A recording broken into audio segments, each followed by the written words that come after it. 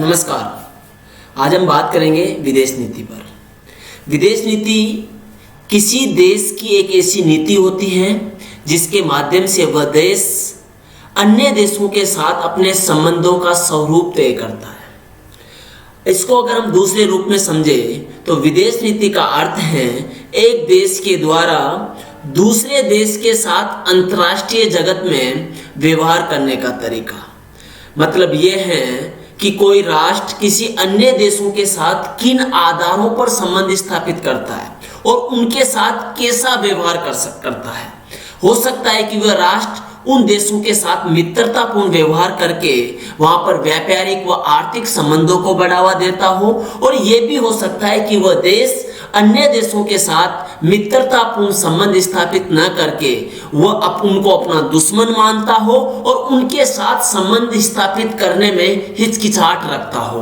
विदेश नीति किसी देश की एक ऐसी नीति होती है जो उस देश के आंतरिक स्वरूप के ढांचे को तय करने का प्रयास करती है, क्योंकि विदेश नीति के माध्यम से ही कोई देश अंतर्राष्ट्रीय जगत में अपनी स्थिति को प्रदर्शित करने का प्रयास करता है। उदाहरण के तौर पर हम देख सकते हैं कि आज भारत चाइना के साथ संबंधों में कड़वाहट रखता है, लेकिन यही वह जापान के साथ संबंधों में मधुरता रखता है। इसका कारण यह हो सकता है कि भारत का चाइना एक पड़ोसी राष्ट्र है और भारत के साथ उसके बॉर्डर पर भी और व्यापारिक हितों में भी टकराव देखने को लगातार मिल रहा है।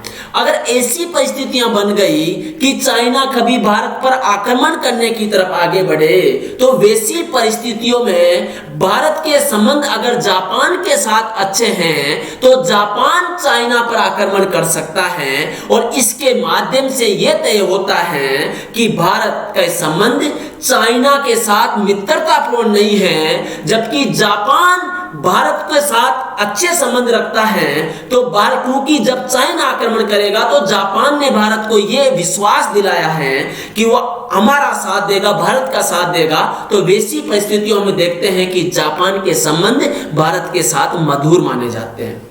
क्योंकि मित्रों, विदेश नीति के अंतर्गत कोई भी राष्ट्र अपने राष्ट्रीय हित को देखते हुए ही तय करता है कि कौन राष्ट्र उसका मित्र होगा और कौन राष्ट्र उसका दुश्मन होगा।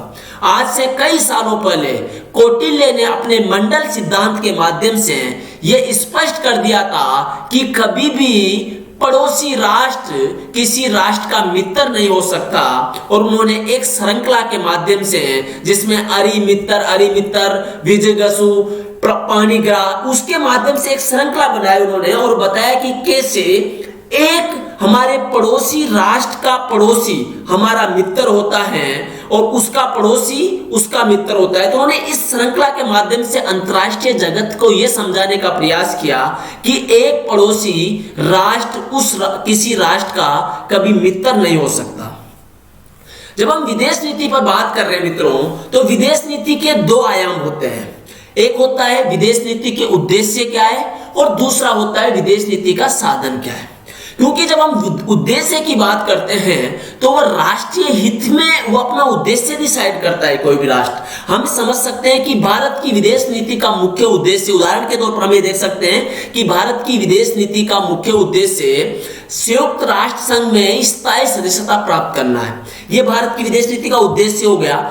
अपना राष्ट्रीय हित है कि वह संयुक्त राष्ट्र संघ में अपना एक स्थान प्राप्त करना चाहता है, स्थायी सदस्यता लेना चाहता है। और उसका साधन क्या होता है, तो उसका साधन यह हो सकता है कि भारत अंतर्राष्ट्रीय जगत के सभी देशों के साथ अच्छे मधुर संबंध स्थापित करे, क्योंकि जब वोटिंग की बारी आएगी, जब संयुक्त राष्ट्र संघ में यह तय होगा कि किस देश को स्थायी सदस्य बनाया जाए और इसके लिए वहां पर वोटिंग होगी, तो क्योंकि भारत के संबंध उन देशों के साथ अच्छे होंगे जो भारत ने अपनी एक उद्देश्यपूर्ण नीति के साथ उनके साथ स्थापित किए थे, तो वहां पर भारत के लिए यह फायदेमंद हो जाएगा कि भारत के पक्ष में वह लोग वोटिंग करेंगे और वह स्थायी सदस्यता प्राप्त कर लेगा। तो साधन क्या हुआ, उनके साथ मित्रतापूर्ण सौहार्दपूर्ण संबंध स्थापित करना, जबकि उद्देश्य यह था कि हाँ, हमें संयुक्त राष्ट्र संघ में एक स्थायी सदस्यता प्राप्त करना है। मित्रों, उद्देश्य, विदेश नीति के उद्देश्य व साधन को हम दो अलग अलग विचारधाराओं के माध्यम से भी समझ सकते हैं।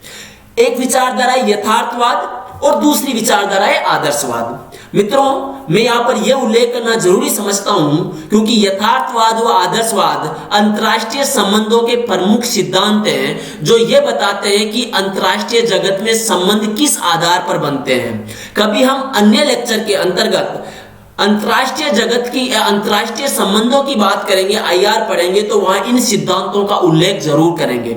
मगर अभी हम आपको संक्षिप्त में यह बताने का प्रयास करते हैं कि यथार्थवाद किसी विदेश नीति का हिस्सा हो तो वहां पर उद्देश्य और साधन क्या हो सकते हैं। अगर किसी विदेश नीति का यथार्थवाद हिस्सा है तो मित्रों वहां पर उसका उद्देश्य होता है राष्ट्रहित, और राष्ट्रहित का साधन क्या होता है, शक्ति प्राप्त करना। मतलब मित्रों ये समझिए आप कि यथार्थवाद का मुख्य उद्देश्य ये होता है कि अधिक से अधिक शक्ति प्राप्त की जाए और शक्ति से ही हम अपने राष्ट्रीय हित की सुरक्षा कर सकते हैं। इनका ऐसा मानना है कि अगर हम यथार्थवाद को भारत के संदर्भ में लागू करें तो ये कहता है यथार्थवाद कि ऐसा है, भारत के जो चाइना और पाकिस्तान के साथ मित्रता पूर्ण संबंध नहीं है, तो ऐसी परिस्थितियों में भारत को अपनी शक्ति बढ़ाना चाहिए, भारत को अपने परमाणु क्षमता को बढ़ाना चाहिए और भारत को मजबूत बनना चाहिए, क्योंकि जब भारत मजबूत बन जाएगा तो वैसे में चाइना और पाकिस्तान दोनों ही चुप हो जाएंगे और वह भारत के खिलाफ किसी भी प्रकार का कोई भी प्लान नहीं करेंगे, क्योंकि उनको यह पता है कि भारत एक शक्तिशाली राष्ट्र है। तो यथार्थवाद यह मानता है कि अंतर्राष्ट्रीय जगत में जो परिवेश है संबंधों का वह शक्ति के लिए संघर्ष है। मतलब बोला अंतर्राष्ट्रीय जगत के सारे देश केवल शक्ति प्राप्त करने के लिए संघर्ष करते हैं। तो इनका यह मानना है कि इसके अनुसार इसकी अगर यथार्थवाद हमारे किसी राष्ट्र की विदेश नीति का हिस्सा हो तो उसका उद्देश्य होता है उसके राष्ट्रीय हित की सुरक्षा करना, और उसकी राष्ट्रीय हित की सुरक्षा वो कैसे करेगा, उसके लिए उसका साधन होता है शक्ति, वो शक्ति प्राप्त करेगा।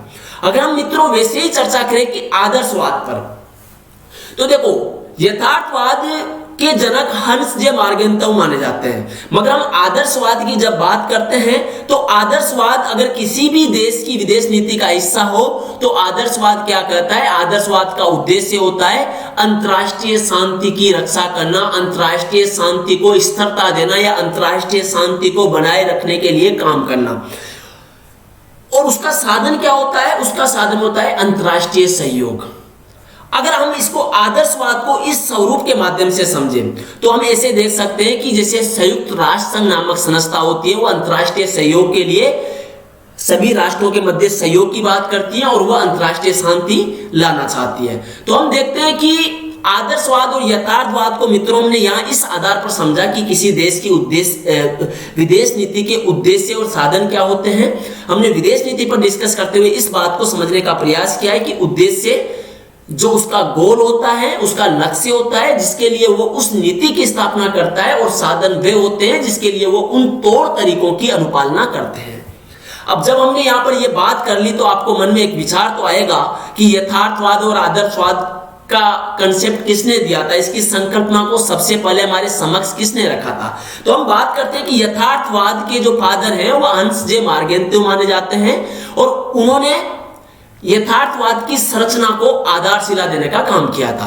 और आदर्शवाद के जो जनक हैं वो वुड्रो विल्सन को माना जाता है। मित्रों वुड्रो विल्सन ने प्रथम विश्व युद्ध के दौरान और प्रथम विश्व युद्ध के बाद उन्होंने एक ऐसी अंतर्राष्ट्रीय शांति की स्थापना का प्रयास किया जहां सभी राष्ट्र आपस में आ सके, क्योंकि देखो आपको पता है जो प्रथम विश्व युद्ध मित्र राष्ट्र और दूरी राष्ट्रों के मध्य हुआ था, और वैसी परिस्थितियों में वुड्रो विल्सन ने देखा कि भैया यहाँ पर तो सभी विश्व का नुकसान हो रहा है, युद्ध में कई लोग मारे जा रहे हैं, तो हम ऐसा क्या करें कि सारे विश्व में अंतर्राष्ट्रीय शांति स्थापित कर सके और सभी राष्ट्रों के मध्य एक सहयोग की भावना पैदा कर सके। ऐसी परिस्थितियों में मित्रों उन्होंने क्या किया, उन्होंने एक ऐसी संस्था के निर्माण पर बल दिया जहां सारे देश मिलकर विचार कर सके, तार्किक विश्लेषण कर सके और उसके माध्यम से अंतर्राष्ट्रीय शांति व सुरक्षा को बढ़ावा दे सके। तो उन्होंने राष्ट्र संघ नाम की एक संस्था बनाई थी।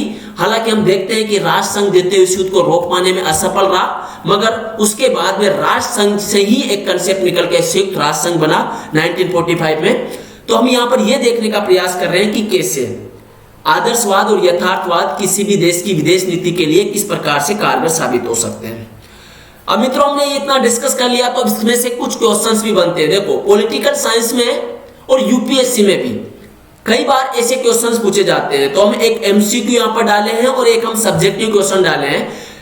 अगर हम देखते हैं कि ऑब्जेक्टिव में देखते हैं, तो इसमें से निम्नलिखित में से कौन सी पुस्तक का संबंध यथार्थवाद से है? ए theory of justice, theory of international politics, the new public diplomacy, politics among Nations. ये आपको सर्च करना है, दिमाग लगाइए क्या हो सकता है इसका आंसर। दूसरा ऑब्जेक्टिव क्वेश्चन है कि विदेश नीति में आदर्शवाद की प्रासंगिकता का मूल्यांकन कीजिए, कि किसी भी राष्ट्र की विदेश नीति में आदर्शवाद की कितना प्रासंगिकता है अभी वर्तमान परिदृश्य में, आप इसका मूल्यांकन कीजिए। आप इसको लिख लीजिएगा और लिखने के बाद में आप कमेंट बॉक्स में अपना उत्तर लिखिएगा। इसको जरूर जांचा जाएगा, उसके बाद में आपको बताया जाएगा कि आपका आंसर कैसे बेहतर हो सकता है। तो मित्रों, हम अब लास्ट की तरफ आते हैं। इसका आंसर जो है, इसका पहले क्वेश्चन का हुआ है निम्नलिखित में से कौन सी पुस्तक का संबंध यथार्थवाद का है? तो इसकी जो आंसर डी होगा, politics among nations, the struggle for power and peace. यही पुस्तक थी जिसमें हंस जे मार्गेंत ने यथार्थवाद की संकल्पना को आधारशिला दी थी। तो दोस्तों, आज हम इसके माध्यम से ये देखने का प्रयास किया कि विदेश नीति क्या होती है, विदेश नीति के क्या क्या आयाम होते हैं। आगे हम यही डिस्कस करेंगे कि विदेश नीति के कारक कौन कौन से होते हैं, कौन कौन से कारकों से विदेश नीति डिसाइड होती है, उन सभी पर चर्चा करेंगे। जब तक के लिए आपके लिए धन्यवाद। और आपको वीडियो अच्छा लगा हुआ तो लाइक कीजिए, शेयर कीजिए, सब्सक्राइब कीजिए। Thank you so much.